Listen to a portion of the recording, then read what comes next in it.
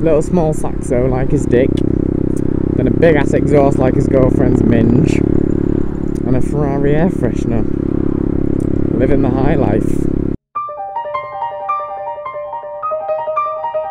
This vlog's going to be about embarrassing stories, but I'm actually going to start with a friend's story because it's just too hilarious. Now, it was my friend's birthday, and you know, he was only about 7 or 8, but he'd known this guy for quite a while, and for his birthday he always seemed to have got him presents that he didn't want. So on this occasion, it was his 7th or 8th birthday, you know, and he had a few friends round, and so the guy got him an Action Man with no clothes or accessories, right? So you're thinking, okay, that's a bit dodgy. So, you know, they're playing Xbox upstairs, playing a bit of Harry Potter, a bit of old school style games. They get called downstairs for tea, so they all go downstairs for tea. They munch their little party sausages and shit. Then they go back up to play Xbox again. 20-30 minutes later, they go down for seconds, you know, they're having their party food, they want some more, the little greedy bastards. So they all go downstairs apart from one kid, the kid that got on the Action Man. They go downstairs, they munch some more food. As they're walking upstairs, the guy, the weird kid, leaves the house. So they're thinking, right, okay. So then they go upstairs to find that the Action Man is covered in piss, and his bed is covered in piss. So the kid obviously got scared of Harry Potter or something and just couldn't control his bladder. So that's embarrassing on his behalf. Now the second story, same 2 guys, same house, but it's not his birthday. It was just a day, and my mate invited the weird kid to come over again. So he came over, they're playing Xbox as usual, and my mate kept asking him if he needed the toilet, you know, after what happened last time. He doesn't want piss all over his room again. And then my mate had to go downstairs for tea and leave the weird kid playing Xbox. And once he had eaten his tea, just walk around with your lid on, that's normal. So there's not even a bike park near here. So when he finished his tea, he went back upstairs and the room was empty. So it was like, right, okay, he's snuck out without me knowing. And then on the floor, there's a little brown splodge. And earlier that day, they had chocolate. And so my mate walked over, you know. He bent down, had a sniff of it. As soon as he had a sniff, he shot back up onto his feet because the kid had shat one. I don't know how he managed to get like a small amount on the floor. My mate said it was only a small amount, but it smelled of shit.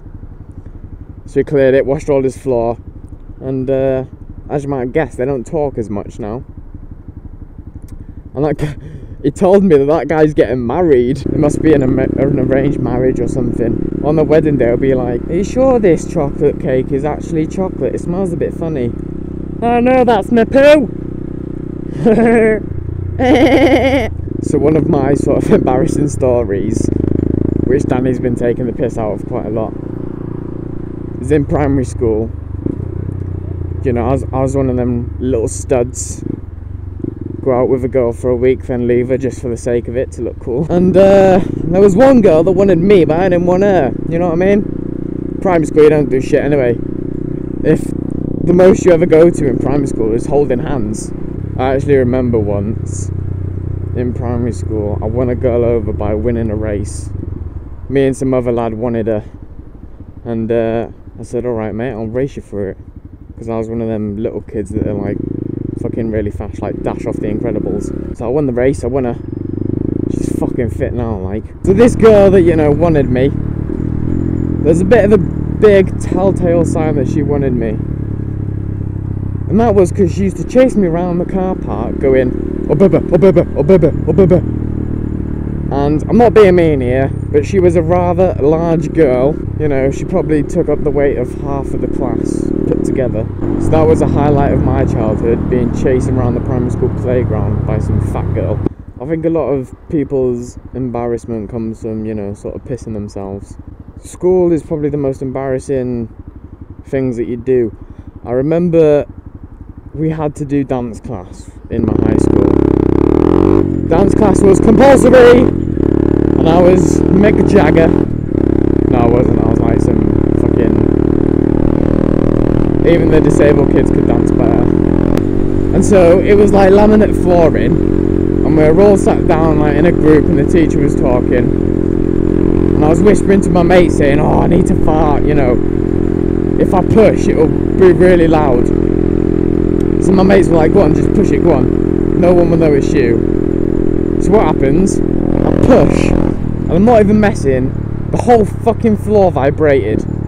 I'm sure I made loads of cracks in the mirrors. And to make it even worse, everyone's spread out, and obviously I'm stood there sort of awkwardly laughing to myself as if saying, yeah, everyone laugh with me please. And then the teacher comes out with that line of, I think you need to go outside and calm down.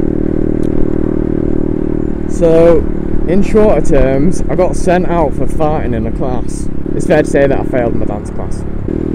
In high school, I sat down on some chewing gum in my school trousers, so I had to wear school shoes, socks, you're welcome mate, school shoes, socks, a jumper, you know, like a school jumper, and fucking PE shorts. Actually, the most embarrassing story, which I sort of brought on myself, was the was the school play, because this is in high school again, and we were doing Little Shop of Horrors. For those that don't know what it's about, don't ask me because I don't know either, to be honest. I was just sort of given the role and I was like, yeah, I'll do that. And we had to, you know, develop our own characters. So I came up with the logical idea of, you know, looking hard and shit, to be a transvestite prostitute. I think I was a little bit mentally ill in year 7 and 8. The start of my sort of high schoolhood was being on a stage, you know, having like quite a big part, you know, I was the only one speaking in some parts, of being a transvestite prostitute, and coming up and practicing it and stuff. I did actually wear high heels and I could walk in them. So if anybody wants to book a cross-dresser, please contact the Speckinerd at youtube.com. In the final performance, I thought I'll get the piss taken out of me way too much, and I just wore like sort of rip tights as if I'm like a little sket. Oh yeah, I forgot to say, you might have noticed that the angle's changed. I changed the angle. I don't know if it's good, I don't know if it's shit. If it's shit, then I'll change it again. If it's good, I'll keep it as it is. Before I go, those who are concerned about my arse, of whatever I had on it, it's gone now, it's fine. I don't know what it was. But, you know, that's quite embarrassing, but yeah, I feel comfortable talking about it on the internet. I never thought my life would involve sharing embarrassing stories with thousands of people. Do me a big favour and like the video, please. It makes me feel all happy and warm and aroused. So I'll see you later, bitches.